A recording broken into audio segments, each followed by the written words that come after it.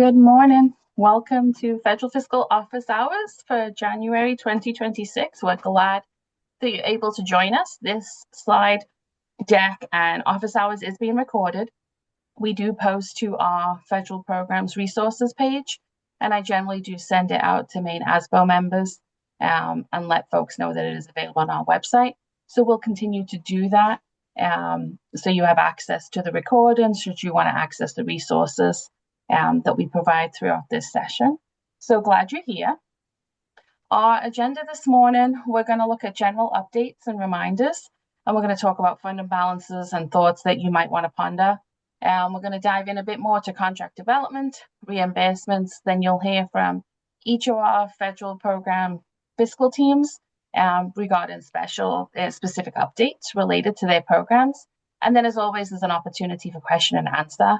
Of course, at any time, if you have a question that you want to raise regarding the content within the slide deck and the office hours, feel free to put it in the chat. We have multiple team members who will introduce themselves when they get to their section, and they'll be more than happy to respond to your questions in the chat. I did want to just talk briefly about interagency agreements because I'm sure there's questions that some of you have regarding the transfer specifically at the moment of the Office of Elementary and Secondary Education. I have put a hyperlink in the slide deck, which will be active in the PDF document that we post, so you'll be able to access the notice that was sent out on November 18th. And you can see there in short the offices that are transferring and to the agencies to which they're transferring to. We've not received any updated information on a timeline of when we can expect some of our teams and their work to transition to a different department. But of course, we'll make sure we update you as soon as we get any information, and we continue to monitor the situation to get additional updates as they come out. So as soon as we know something, we'll be sure to pass that information along to you. I'm going to transition now to my colleague, Shelley Trasutondo. Morning, everyone. My name, as Jeanette mentioned, is Shelley, and I am the director of the ESEA federal programs. Today, we wanted to take a moment to draw your attention to the funds that are associated with grant programs across the department. We also want to draw your attention to those funds that have lapsed in their period of availability or period of performance, as it may be referred to. It's also referred to as their grant cycle.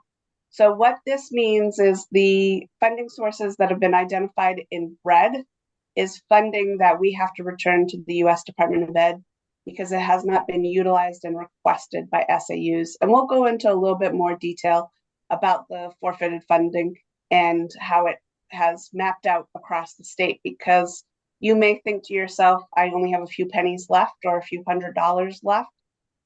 And how does that impact us collectively as a state? Because again, we are providing this information to the U.S. Department of Ed and requesting reimbursements to the U.S. Department of Ed on your behalf. So the U.S. Department of Ed is looking at the totality of funding provided to the state, not at the individual LEA level or SAU level.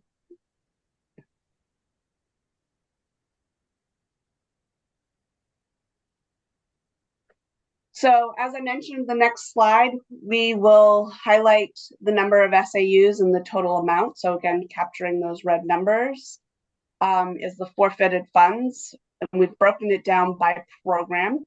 I'll use ESEA because I have firsthand knowledge in regards to ESEA. So ESEA is returning not a position change, so it should be able to. A little less than 1% of the total funding that was received as a state. Just over $100,000 in all titles. We do that collectively through all the titles. We add them all together. So again, kudos to you folks for having seeked out reimbursement in regards to ESEA funding. However, there are 43 SAUs that are leaving anywhere from $5 to $1,000 at the table. And collectively makes up that 109. Again, we kind of provided a few notes there, how these funds, what happens to these funds. So i.e. the 109 for ESEA has expired and cannot be used by SAUs or the Maine Department of Ed, so it is returned to the U.S. Treasury. And each program provided information here for your folks to see and understand. So then we talk about these million-dollar questions. With the funds that have been forfeited or expired in the previous slide that we just highlighted, we wanted to pose a few questions for you to ask yourself about the SAUs that you work in. These questions that will check whether the SAU spending is on track to meet the federal requirements. First, we want to look at invoice submissions. Ask yourself about timely drawdowns. So a timely drawdown is the effective process of using federal grant funds within the allocated time frame according to the grant guidelines. At this point in this FY26 fiscal year, 7 months into our 27-month period of performance, you're welcome to give me headphones if you have them. I didn't bring any. Should have submitted at least 2 FY26 invoices. Again, knowing and understanding the nuances of if you have an award associated with ESEA federal programs that exceeds $250,000, you should be submitting monthly invoices.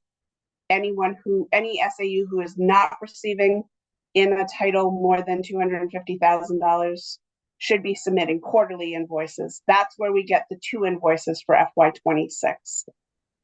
Again, if your award is, like I just mentioned, over that $250,000 threshold, your SAU should have submitted at least 6 invoices at this time frame.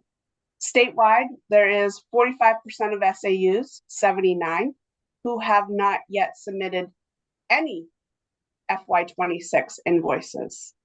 This may indicate delayed spending, delayed reimbursement requests, or a need for additional support within the reimbursement process. So ask yourself, has my SAU submitted at least 2 FY26 invoices? Next, we're examining the reimbursement pacing. Ideally, SAUs should have requested approximately 22% of their FY26 allocation at this point in the year.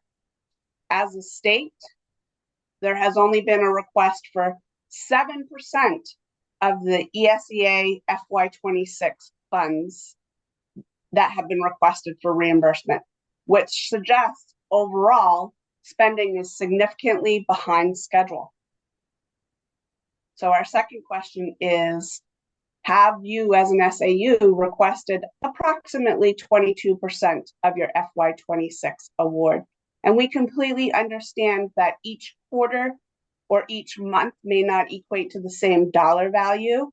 So keep that in mind as well. The 22% is generated on the number of months and the number of dollars, and directly that timeline is directly cut by those 7 months. So 7 divided by 27 months gets you approximately 22% of your spending.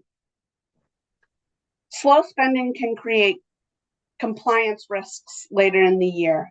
One key ESEA concern is Title I carryover limitations, which restricts how much funding can be carried forward without justification or approval. If funds are not spent and reimbursed evenly throughout the year, SAUs may face challenges meeting these requirements. The Title I carryover is just one example of requirements that may be impacted with slow spending and reimbursement requests. Now is a great time for SAUs to review their current spending and reimbursement activity, and it is important to submit invoices regularly, monitor reimbursement percentages, and align spending with program requirements to avoid forfeiting funding, like the 43 SAUs did for FY23's funding under ESEA.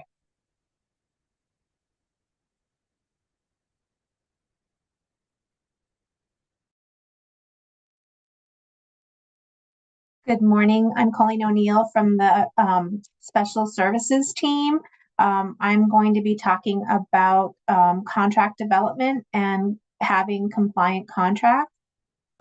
During our monitoring visits last cohort, we realized that very quickly that a lot of SAUs had non-compliant contracts. They were signed incorrectly. They were signed previous to substantial approval. They were signed prior to the funds being available during the period of availability. So we just wanted to go over some just key considerations for developing contracts and the regulations regarding those.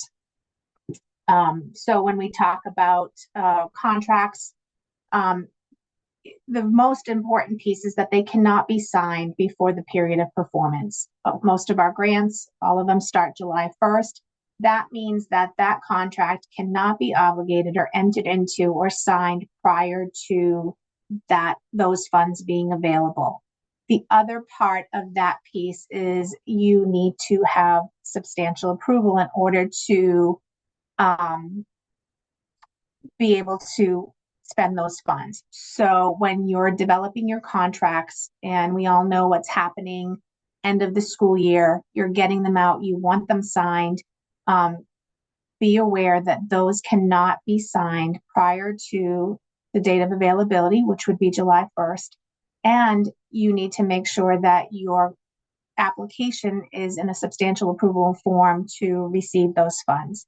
So while July 1st may be the date that you can, if you don't have substantial approval till July 15th, those contracts can't be signed prior to that. All of these regulations are found in the 2 CFR 200 series of the Uniform Guidance. It talks about the requirements and the different regs that you need to have in place to accept federal funds and to enter into contracts, and what policies and procedures you need to have in place as well.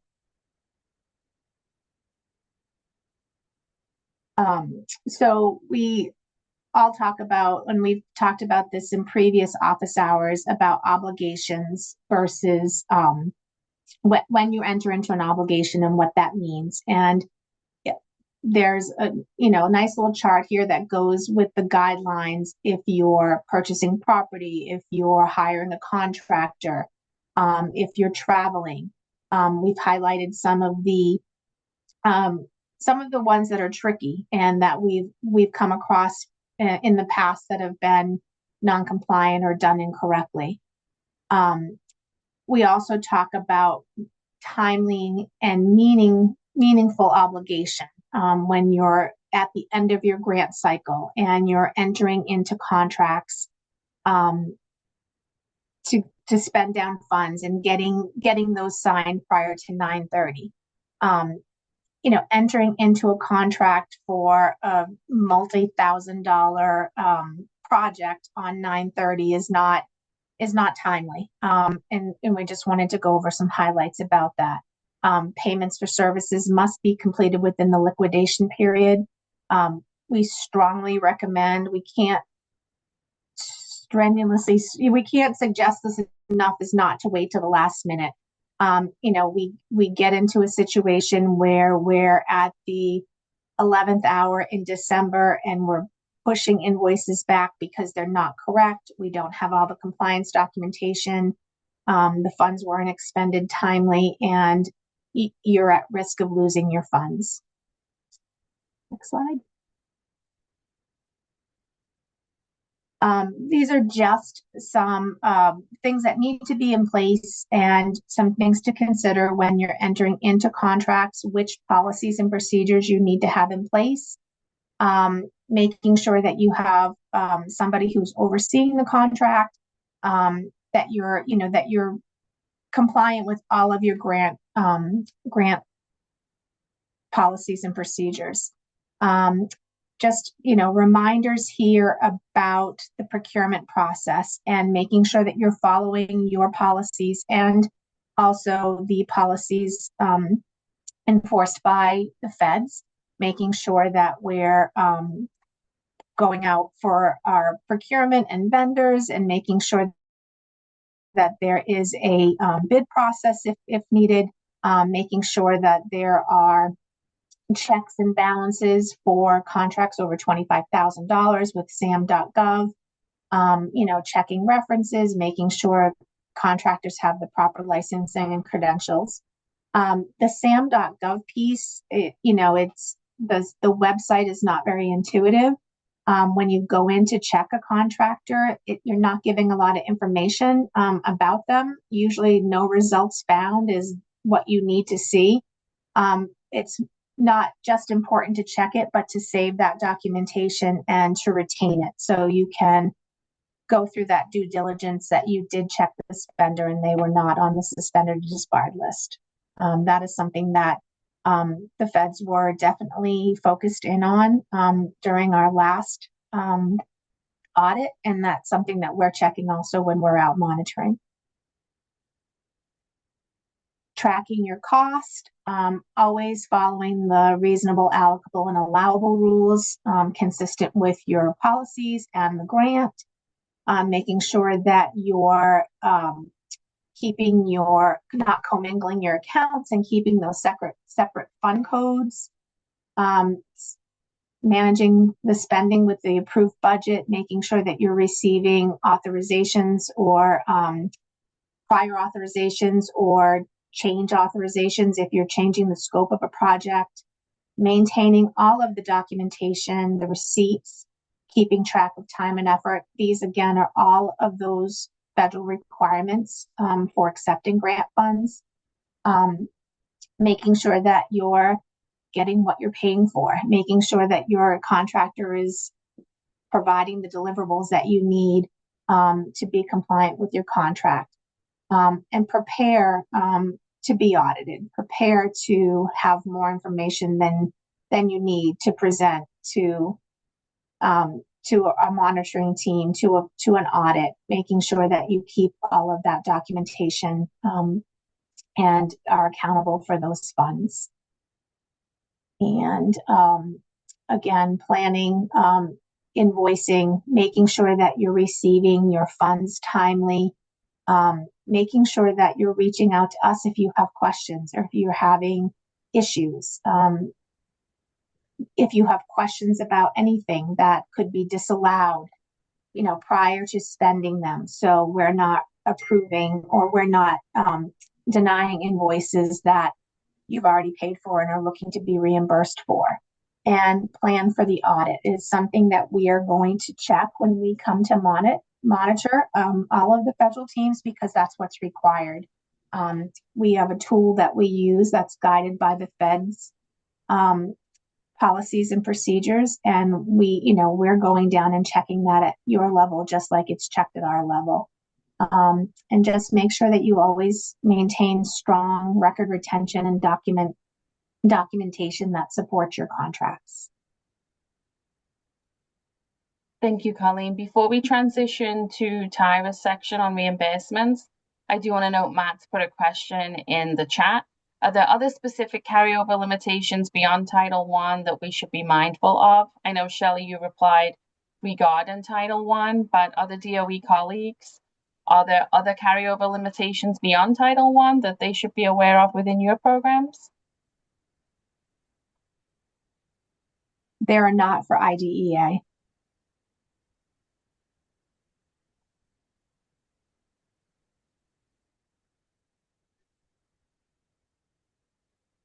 Looks like Title I's the big one, Matt, that to be aware of.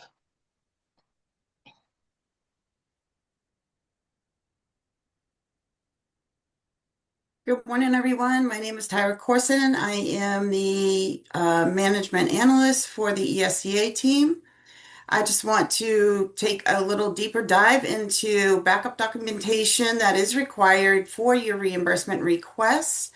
In grants for me, a minimum of a detailed trial balance is required for all reimbursement requests. And a detailed trial balance is different from a summary. So if you're uploading a summary of expenses, that means that there is no dates of when the expense posted or was paid. So just be mindful that we are looking for a detailed trial balance.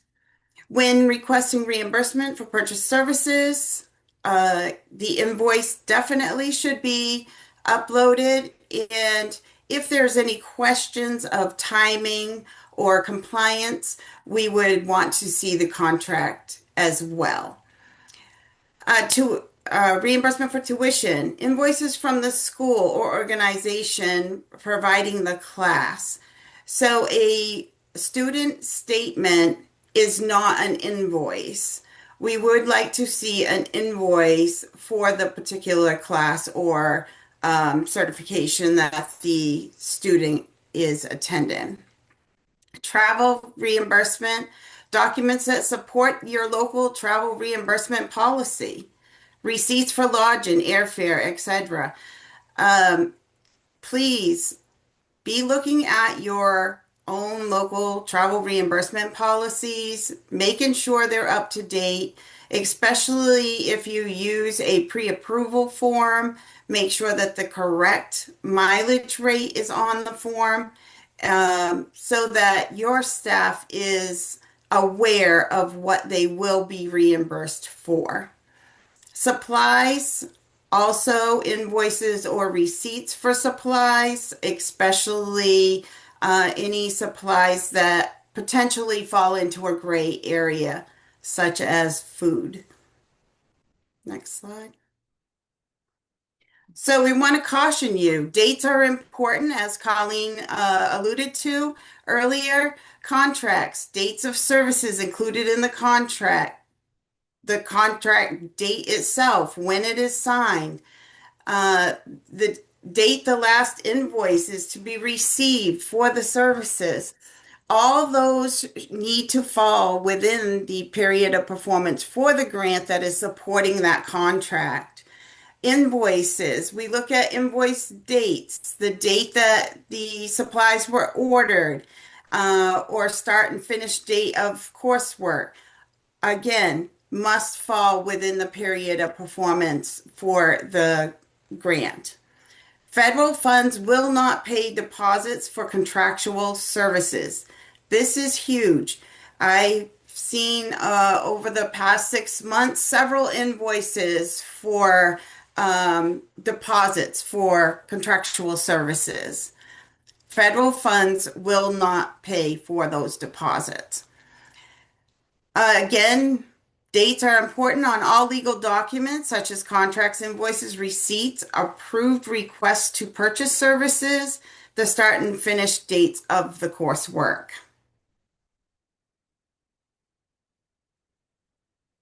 So with all our new knowledge that we received this morning, this is just a knowledge check. Please read the scenario. The scenario is you want your FY26 federal grant to support a consultant contract. Your FY26 application received substantial approval on 9/1/25, and no pre-award costs were granted for this application. In August of 2025, you met with the vendor to discuss the terms and conditions of the contract. The contract was drafted and signed on August 23rd, 25. However, services will not be received until October of 2025 for the 25-26 school year. Can we use the FY26 federal grant to support this contract?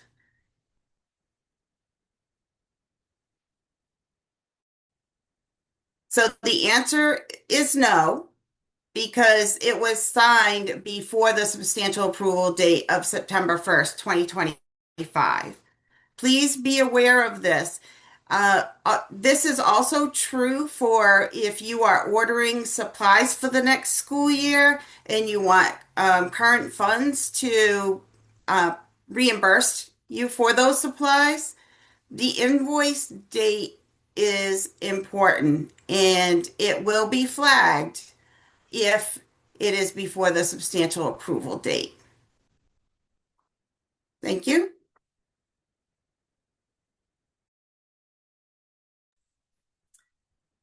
Hello, I'm Jody Truman from the Child Nutrition team. I just have a few reminders for you today. Reminder, sorry, my notes here. A reminder that any interest earned from the child nutrition funds on an investment must accrue to the child nutrition fund balance. Just keep that in mind. And as another reminder, the MEF's revenue code verification, please make sure you're separating the Maine and federal reimbursement funds by using the correct MEF's revenue code. And that is provided on our website, child nutrition website. There also make note that there is a report in CNP Web, which is our claim reimbursement portal that breaks down your reimbursement for verification of reimbursement received by month. The report's called ED 293A, and it can be printed by your staff with CNP Web access. So that might help you in making sure that you are putting the right amounts with the right codes. And also a reminder that claim reimbursement are normally submitted by the 15th of each month. So you can expect to see that by then. And that is it for me. Thank you.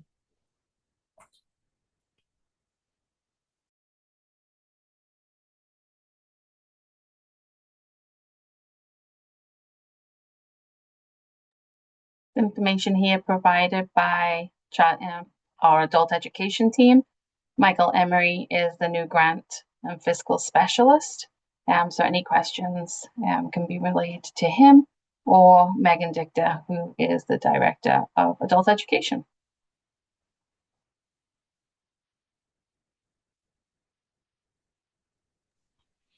Morning, my name is Emily Dowdy. I'm representing the Career and Technical Education team today. My colleague Melissa Sherwood would be your primary contact for anything related to the grants. A few highlights that we wanted to provide. We are asking that folks aim to spend down 75% of their CTE funds. That includes Perkins Reserve, industry standards, middle school grants, as well as our FY26 Perkins. So we're looking at spending those down by the 31st of March. We do have an every other year requirement to submit a comprehensive local needs assessment through Perkins. This is a requirement of the feds. We did hold a webinar about a month ago, and so that recording will be on the DOE website if you have any questions. We also will be holding an additional training on February 3rd around the accountability data and how to interpret that and report your feedback. Again, the CLNA is due February 27th, and if you have any questions, feel free to reach out to a member of our team. Melissa Sherwood would be the best contact. And that's all I have. Thank you.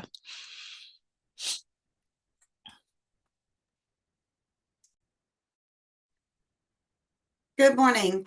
Successful administration of federal funds requires communication between the business office manager and the ESEA coordinator and/or school principals. This communication should be ongoing throughout the year. We recommend that a minimum of quarterly meetings occur to make sure the business office and coordinators are on the same page.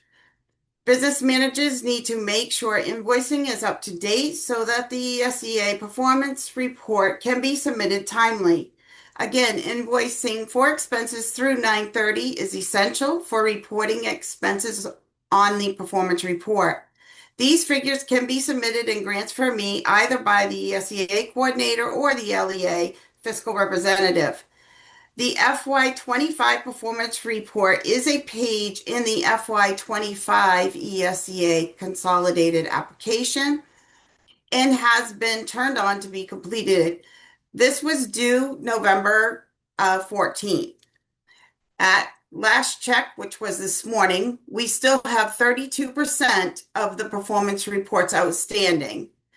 Therefore, if your performance report has not been approved, invoicing has been paused for FY25 expenses after the 9/30/25 deadline. This is important to get this in. This will impact your FY 27 application, as well as ongoing restrictions. In order to receive a approval for your performance report, the FY23 ESEA Consolidated Grant application must be closed out. This will require an LEA fiscal representative or an ESEA coordinator to report final expenditures under the performance report summary page in the FY23 consolidated application.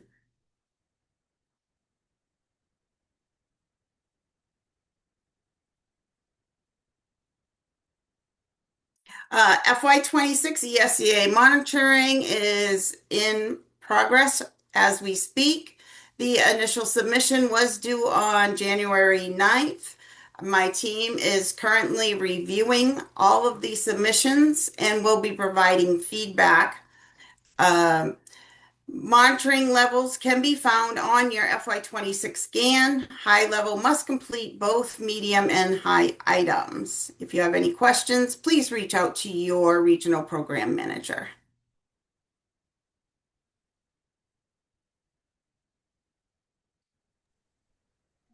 Good morning again. Just going to give a quick Aussie team fiscal update. The FY25 IDEA year-end report was due November 30th. So if you've not completed those, they are now past due. If you need assistance with that, please reach out to me. I'm happy to support and help you get through that.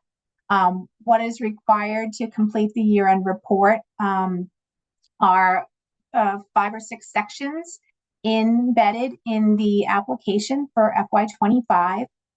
If you have purchased inventory, there's a place where that documentation needs to be updated. If you have a coordinated early intervention service project, that data needs to be updated in the year-end report. Honestly, nobody's had one of those, so nobody should need to complete that section.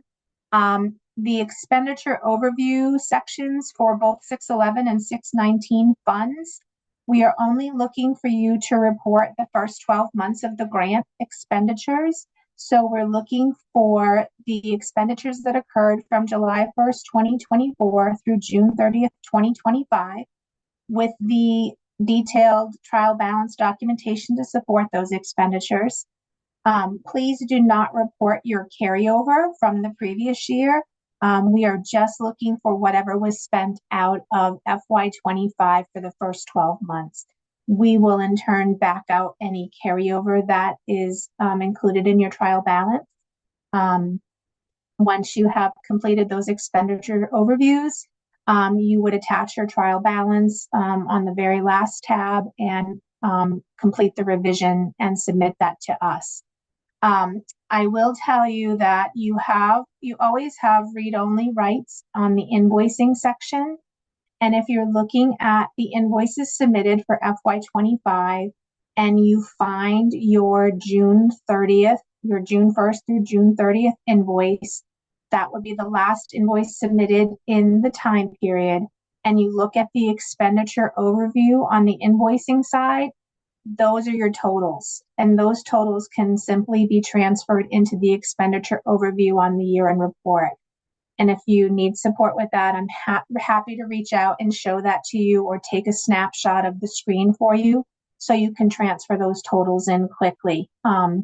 It shouldn't take you that long. If your invoicing is not complete through June 30th, then you've got a little more work to do. You might be working from a detailed trial balance, which is not as easy as just transferring numbers from the invoicing side into the year-end report side, but I'm happy to help with that. Next slide.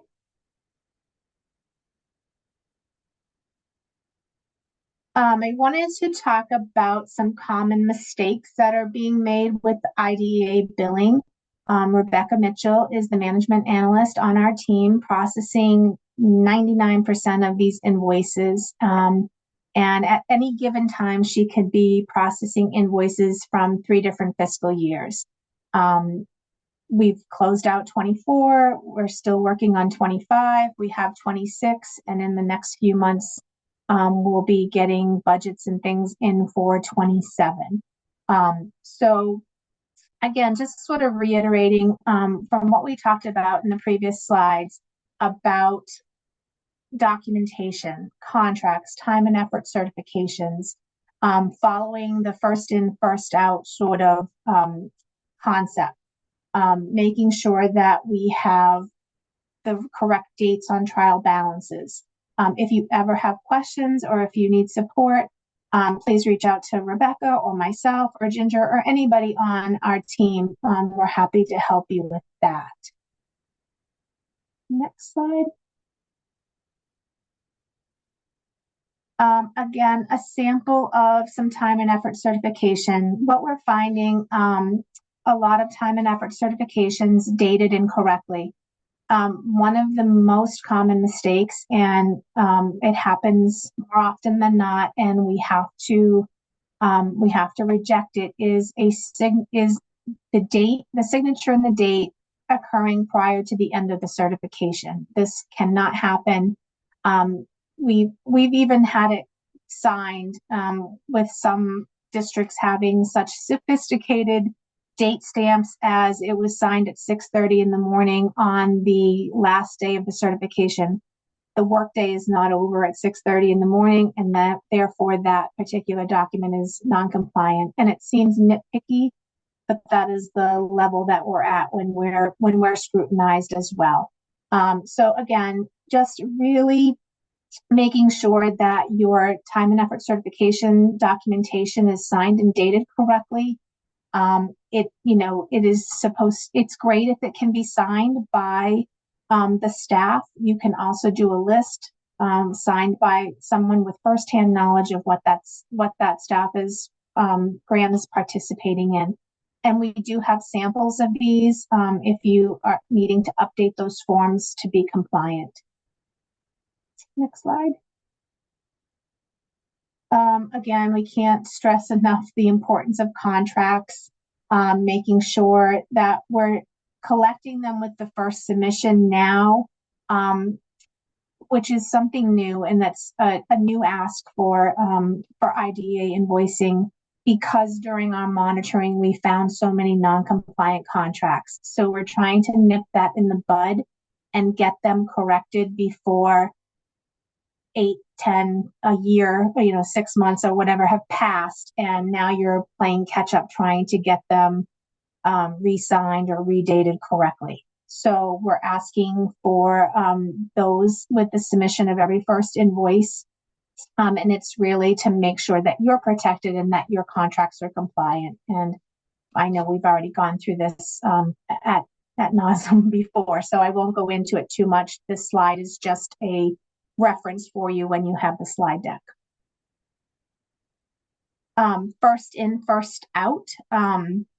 This is something that it's not always followed. It's best practice. I know that a lot of, in the past, a lot of our grant projects were project-based, and it required a project change or a project revision in order to bill. And sometimes you had a project in one year and not in the other.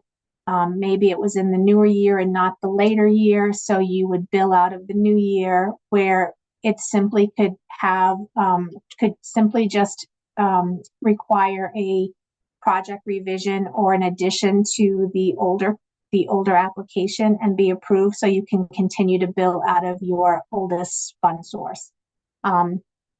What we find is that we have lots of money left in the year expiring, and billing has occurred in the new year where there's still lots of time left to bill. So first in, first out is not really a new concept, although it might be something that wasn't always practiced in IDEA specifically, because everything was project-based in the old system. In grants from Maine, the revision process is so easy to go in and edit projects, move money around, add projects as needed, and of course go through the approval process. And if if we're not getting to those approval processes quickly, please reach out. Again, sometimes we have 3 years worth of applications and year-end reports going, and those emails kind of get buried. So reach out if you have applications that are in a revision completed status and need to be approved. But first in, first out, if you need more information on that for your grant specifically, please reach out to your grant manager.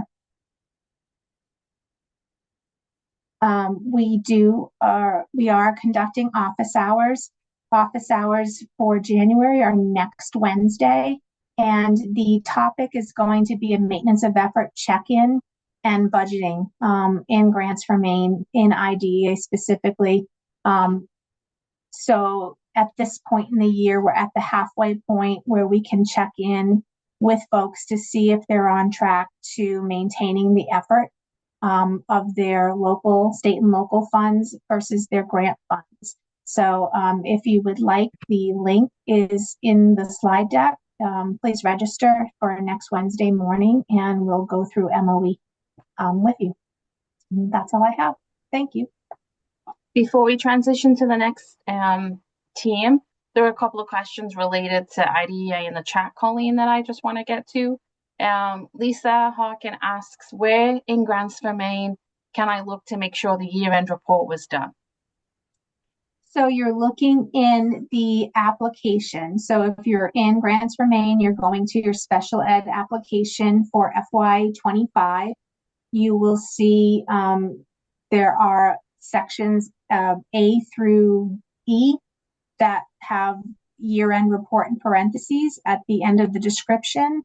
You can click into any one of those if there's data in there and your expenditures and trial balance are in there. I'm sure your report is done. If you haven't submitted, I wouldn't know that it was done to approve it. If you have submitted, I have about 160 right now that I'm trying to get approved. So it's a process. If you have made a budget amendment and you need that approved in order to do some billing, please let me know, because I have been approving them in the order that they come in. So if you've submitted one yesterday or this morning, it's at the end of my list unless I know that you need it approved quicker. Thank you. Amy asked if we timely submitted all of our documentation for IDEA fiscal monitoring last year and have heard nothing back. Should we reach out to someone? Yes, you can. We're in the process of scheduling our on-sites. We're going through desk audits now.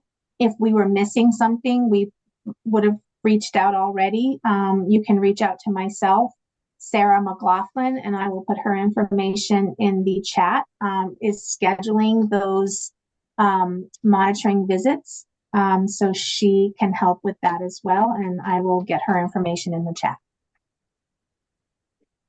Karen, we will put a copy of the slide deck on our website, and I generally also send it out.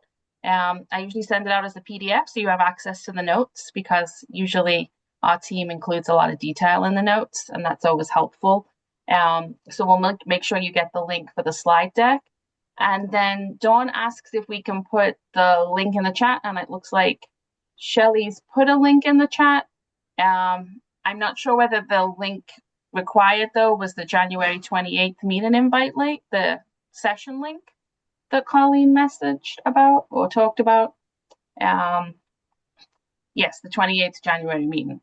I will get Colleen, that. if you can add that, that would be fantastic. Thank you all.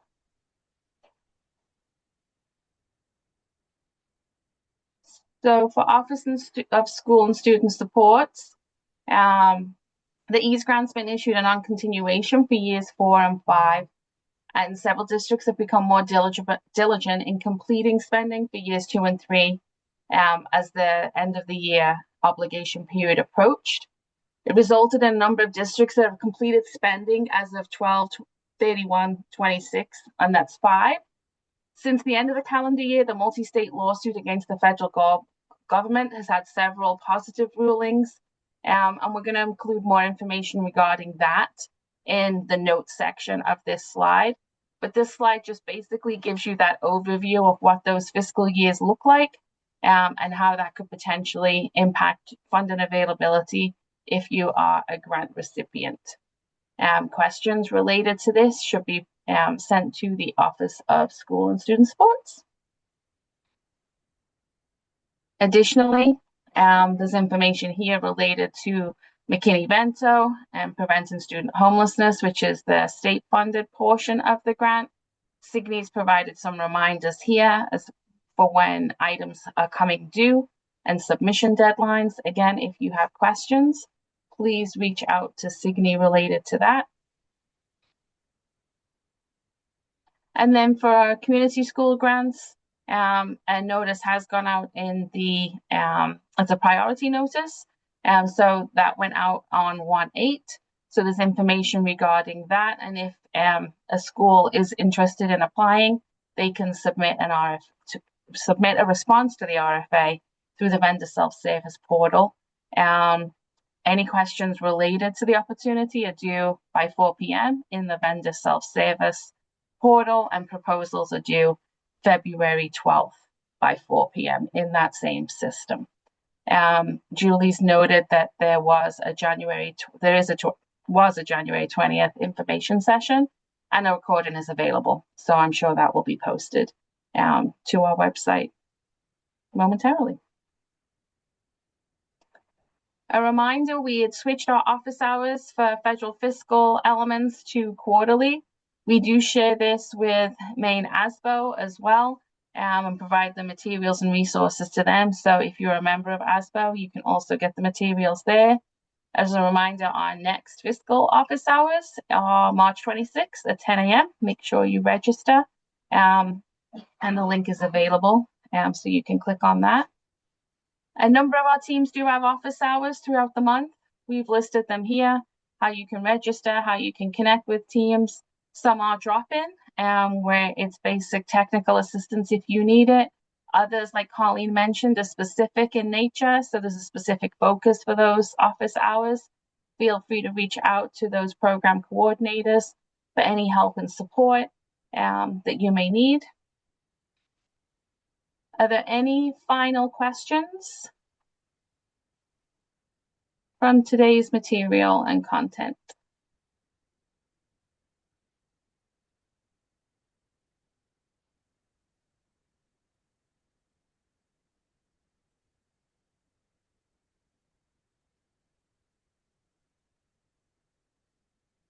Chris will get you that response so you have it. And then as part of the slide deck are all of our contact information. So if you need to reach out, and we're here. If you need anything, please don't hesitate to contact us. Thanks for joining us today. Hope the information was helpful and useful.